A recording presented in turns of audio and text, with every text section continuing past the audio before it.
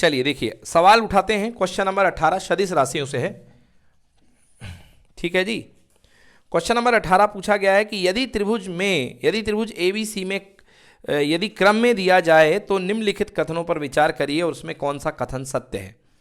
पहला कथन है AB plus BC plus CA बराबर 0, AB plus BC minus CA बराबर 0, AB minus BC plus CA बराबर 0 और BA minus BC plus CA बराबर 0।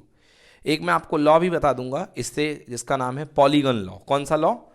Polygon law. बढ़िया सा लॉ है जो वेक्टर में काम में आता है, सदिश में काम में आएगा। सदिश कक्षा 11 में है और कक्षा 12 में भी है। कक्षा 11 में फिजिक्स में आती है और कक्षा 12 में मैथ्स में आती है। ठीक है ना। चलिए देखिए क्या है। आप एक त्रिभुज ले लीजिए। ये त्रिभुज है आपके पास, इसका नाम है A, इसका नाम क्या है B, और ये पॉइंट है B और ये क्या है C।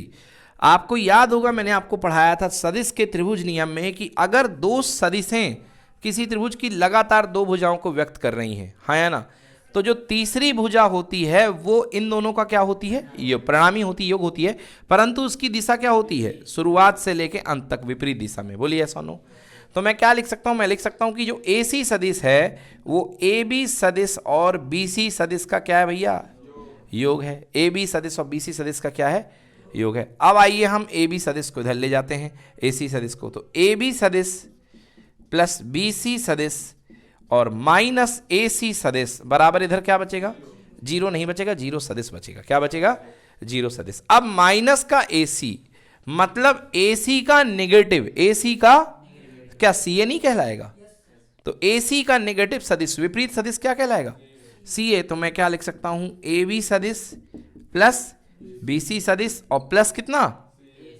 AC नहीं, CA है ना।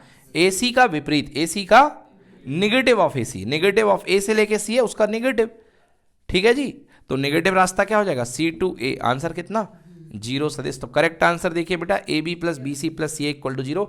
अब इसी को क्या लिख देते हैं कंपटीशन एग्जाम में? इनको लेटर को बोल्ड कर देते हैं, A B, ये भारी कर दिया इसको।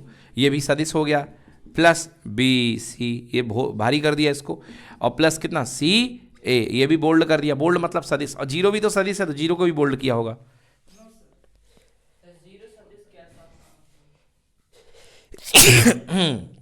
भाई 0 सदिश क्या होता है? 0 सदिश एक ऐसा सदिश जिसका परिमाण 0 हो जाए उसको क्या बोलते हैं? 0 सदिश। ऐसा सदिश जिसकी जिंदगी की कहानी शुरू होते ही खत्म हो जाए, ऐसे सदिश को क्या बोलते हैं? 0 सदिश। समझ में आया?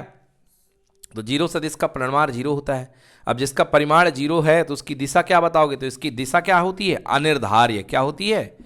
अनिर्धार्य। क्वेश्चन आया था कि 0 सदिश की दिशा, शून्य सदिश की दिशा क्या होती है? अनिर्धार्य, आर्बिट्रेरी, स्वेच्छ, कोई दिशा इसकी होती नहीं हो। इसका परिमाण क्या होता है? 0। तो ये कहलाता है 0 सदिश। तो इसके ऊपर या तो आप 0 सदिश लगाइए, नहीं लगा है तो लगाना पड़ेगा, है ना। नहीं तो क्या करिए? 0 को बोल्ड कर दीजिए। 0 क्या कर दीजिए? बोल्ड कर दीजिए। ठीक है।